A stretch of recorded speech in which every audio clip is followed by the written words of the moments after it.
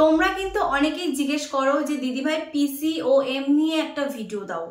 তোমাদের সবাইকে আমি বলেছি একটু সময় দাও আমাকে, তার কারণ তোমরা জানো আমি প্রচুর ধরনের ভিডিও নিয়ে আসি, তোমাদের ডিমান্ডে নিয়ে আসি, তো এর জন্য আমার একটু সময়ও লাগে।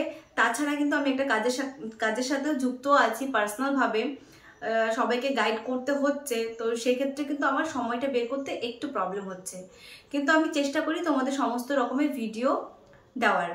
তো চলো আজকে পিসিওএম নিয়ে ভিডিও করব, তার কারণ পিসিওএম এই কথাটা কিন্তু অনেকের মুখে মুখে শোনা যায় যে আমার পিসিওএম আছে। যেরকম পিসিওডি বা পিসিওএস আমরা সবাই কিন্তু জেনে থাকি, পিসিওডি বা পিসিওএস এর প্রবলেম থাকলে আমাদের কিন্তু গর্ভধারণের ক্ষেত্রে একটু সমস্যা হয়। সেখান থেকে কিন্তু এখন পিসিওএমও কিন্তু আছে, যাদের রিপোর্টের নিচে ইমপ্রেশনে লেখা থাকে যে পিসিওএম আছে। তো সেটা নিয়ে অনেকের মাথা ব্যথা, অনেকের দুশ্চিন্তা, অনেকের চিন্তা থাকে যে পিসিওএম জিনিসটা কি, এটা তো কখনো শুনিনি। শুনেছি তো পিসিওডি হলে পরে প্রেগনেন্সিতে অসুবিধা হয়, পিসিওএস হলে হয়।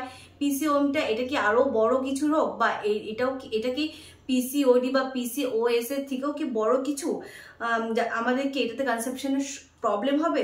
তো এই জিনিসগুলো কিন্তু মাথায় কিন্তু ঘোরপাক খেতে থাকে সবারই, যাদের এই রিপোর্টে এসছে পিসিওএম কথাটা। তো সবার প্রথমে আমাদের জানতে হবে যে পিসিওএম এর মানে কি, মানে এর ফুল ফর্মটা কি। যেমন পিসিওডির ফুল ফর্ম আমরা সবাই জানি, পলিসিস্টিক ওভারিয়ান ডিজিজ, পিসিওডি এর ফুল ফর্ম। পিসিওএস এর full form polycystic ovarian syndrome. তো এই দুটোর তো আমরা জানি এই দুটো কি, এই দুটোতে প্রবলেম হয়, ওভারেশন হয় না, ডিম অনেকটাই বেড়ে যায়, বা কারো ডিম তৈরি হয় না, এই জিনিসগুলো তো আমরা টুকটাক সবাই জেনে থাকি। তো এখন পিসিওএম এর ফুল ফর্ম হচ্ছে পলিসিস্টিক ওভারিয়ান মরফোলজি। এটা হচ্ছে পিসিওডি বা পিসিওএস এর আগের একটা পর্যায়, মানে কি বলবো তোমাদেরকে, আগের একটা স্টেজ বলতে পারো। এই স্টেজে কিন্তু তোমার পিসিওডি বা পিসিওএস এর আগের একটা স্টেজ, যেখান থেকে কিন্তু তারপরে তোমাদের ভবিষ্যতে কিন্তু পিসিওডি বা পিসিওএস এর সমস্যা হতে পারে, যাদের পিসিওএম এর প্রবলেম আছে বা রিপোর্টে যাদের এইটা এসছে, রিপোর্টে যাদের পিসিওএমটা এসছে। Polycystic ovarian morphology. তো পলিসিস্টিক ওভারিয়ান মরফোলজি কথাটার অর্থটাকে আমাদের জানতে হবে, সেটা হচ্ছে আকৃতি বা গঠন। কারণ আমি আজকাল যাদের রিপোর্ট চেক করছি, যাদেরকে গাইড করছি আমি পার্সোনালভাবে, তাদের কিন্তু অনেক দিদিদের, অনেক বোনদের কিন্তু এই পিসিওএম এর সমস্যা আছে। তারা কিন্তু জানতে চাচ্ছে দিদি আমার পিসিওএমটা কি, এটা মানে এটা কেন, এটা কি অনেক বড় একটা সমস্যা? তো তাদেরকে তো আমি ক্লিয়ার করে বলেছি, কিন্তু তোমাদের সবাইকে আমি ভিডিও থ্রুতে বলে দিতে যাচ্ছি যে এটাও কিন্তু একটা সমস্যা, কিন্তু এটাও কিন্তু কিওর করা যায় যদি আগে ভাগে থেকে তোমরা কিন্তু মেনটেনেন্স গুলো ঠিকঠাক করে করো। ফার্স্টে বললাম যে মরফোলজির কথা হচ্ছে আকৃতি বা গঠনকে বোঝায়। আর পলিসিস্টিক, পলি মানে অনেকগুলো, সিস্টিক মানে তোমার সিস্ট বা অকেজো ফলিকল বলতে পারো, বা অকেজো ডিম বলতে পারো। ওভারি মানে তো ডিম্বাশয় সবাই জানি আমরা। তো এটা কি আমাদের ওভারিতে যে অনেকগুলো অকেজো যে ফলিকল আছে, ওই ফলিকলের আকৃতি বা গঠন বোঝায় পিসিওএমটা। ঠিক আছে, ক্লিয়ার করে বোঝাতে পারলাম? তো দেখো আমাদের কিন্তু দুটো ওভারি থাকে, দুটো ডিম্বাশয় থাকে মেয়েদের। তো দুটো ডিম্বাশয়ে কিন্তু যখন আমরা ইউএসজি থ্রুতে, আলট্রাসোনোগ্রাফির থ্রুতে যখন আমরা জানতে পারি যে আমাদের পিসিওএম আছে, তখন কিন্তু যে ডক্টর আমাদের সোনোগ্রাফি করে, সেই ডক্টর যখন দেখে, বুঝতে পারে আমাদের ওভারিতে একটা লিমিট থাকে ডিমের, যে প্রতিটা সাইকেলে এতটা পরিমাণ করে আমাদের ওভারি থেকে ডিমগুলো, মানে ডিম আর কি তৈরি হয়। সেইখান থেকে যদি ওনার ধারণা অনুযায়ী যদি একাধিক মাত্রায় বেশি পরিমাণে ডিম তৈরি হয়ে যায়, আর ডিমগুলো যদি ধরো ছোট ছোট, ধরো 4 থেকে 12 mm এর মধ্যে হয়, মানে ধরো ম্যাচিওর হচ্ছে না এগুলো, এই ধরনের কিন্তু প্রচুর যদি ডিম হয়ে যায় আমাদের ওভারিতে, তখন গিয়ে কিন্তু উনি ধারণা করেন যে আমাদের পিসিওএম এর সমস্যা আছে। তখন কিন্তু রিপোর্টে ইমপ্রেশনে পলিসিস্টিক ওভারিয়ান মরফোলজি এই কথাটা কিন্তু লেখা আসে।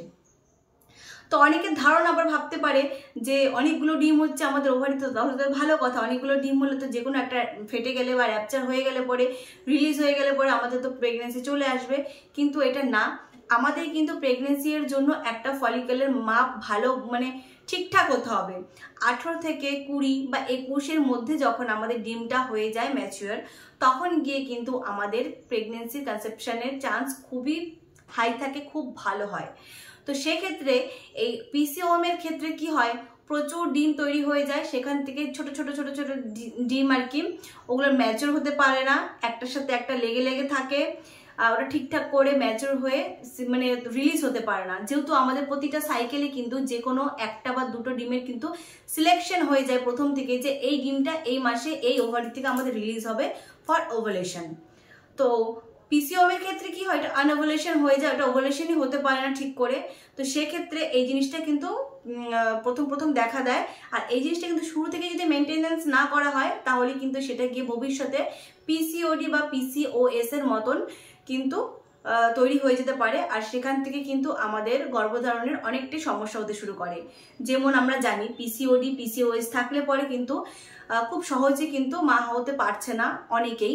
আজকাল কিন্তু এটা সম্ভব, পিসিওডি বা পিসিওএস নিয়ে কিন্তু অনেকেই মা হয়ে যাচ্ছে ঠিকঠাক যদি ট্রিটমেন্টের প্রসেসে থাকে, ঠিকঠাক যদি লাইফস্টাইলটাকে চেঞ্জ করে মেনটেন করে, তাহলে কিন্তু অনেকেই মা হয়ে যাচ্ছে। তো সেখান থেকে পিসিওএমটাও কিন্তু সেরকম একটা সমস্যা, যাদের মানে ওভালেশনটাকেই ঠিক করে করাচ্ছে না ওভারি থেকে। তো ওভালেশন না করে তো প্রেগনেন্সিও আসবে না। তো তার জন্য কি করতে হবে, তার জন্য কিন্তু আমাদের এক্সারসাইজ করতে হবে, ডায়েট মেনটেন করতে হবে, আর আমাদের এগুলো যাতে ঠিকঠাক করে ম্যাচিওর হয়ে যায় সেটার জন্য কিন্তু আমাদের বডিটাকে অ্যাক্টিভ রাখতে হবে, আর হেলদি ফুড, হেলদি খাবার খেতে হবে। আর ছোট ছোট যখন ফলিকুলগুলো ধরো 12 mm হচ্ছে, তারপরে র্যাপচার হয়ে যাচ্ছে, এগুলো তো কনসেপশন হবে, ওরা যদি মানে কি বলবো, যদি হয়েও যায় তাহলেও কিন্তু আমাদের ইমপ্লান্টেশনও হবে না, কিছুই হবে না। এটাতে কিন্তু বডিতে আরো খারাপ হয়, আরো ক্ষতি করতে পারে আমাদের বডি। আর যাদের যাদের পিসিওএম এর সমস্যা আছে তাদের ক্ষেত্রে কিন্তু দেখা যেতে পারে যে এএমএইচ যে আছে, মানে আমাদের যে ডিমের যে কোয়ান্টিটি যে আছে, তো সেটা বা এন্ড্রোজেন হরমোন, যেটা পুরুষ হরমোন বলে, সেটা কিন্তু এদের ক্ষেত্রে একটু বেশি পরিমাণে দেখা যায়। ধরো এএমএইচ এর পরিমাণটা একটু বেশি হাই থাকে। এএমএইচ মানে ডিম, অনেকগুলো পরিমাণে বেশি ডিম থাকে। বেশি ডিম থাকলে কি হয়, সেগুলো কিন্তু ঠিক করে ম্যাচিওর হতে পারে না, ঠিক করে ওভারি থেকে রিলিজ হতে পারে না। একটা পোক্ত ডিম মানে একটা ম্যাচুরড এগ কিন্তু ওই ওভারি রিলিজ করতে পারে না আমাদের যদি এএমএইচটা অনেকটাই হাই থাকে।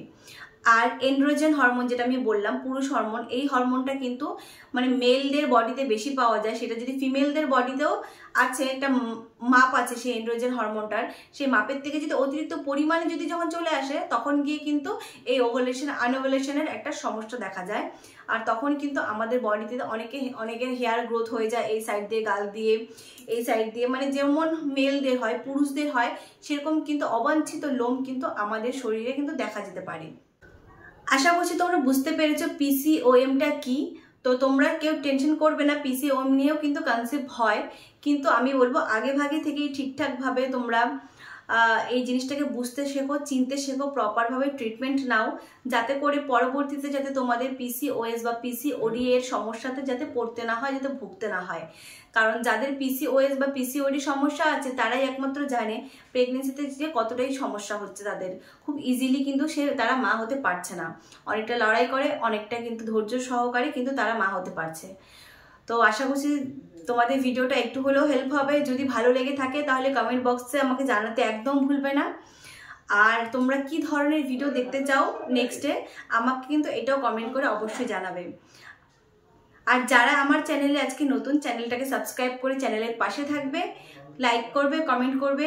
আর যদি তোমাদের উপকার লাগে ভিডিওটা, তোমাদের ফ্রেন্ডদেরকে এটা অবশ্যই শেয়ার করবে, যাদের এই প্রবলেমটা আছে, যাদের এই প্রবলেমের সাথে সাফার করছে, অবশ্যই তাদেরকে শেয়ার করবে। তো দেখা হচ্ছে পরের ভিডিওতে। সবাই ভালো থেকো, সবাই সুস্থ থেকো, সবাইকে টাটা, বাই।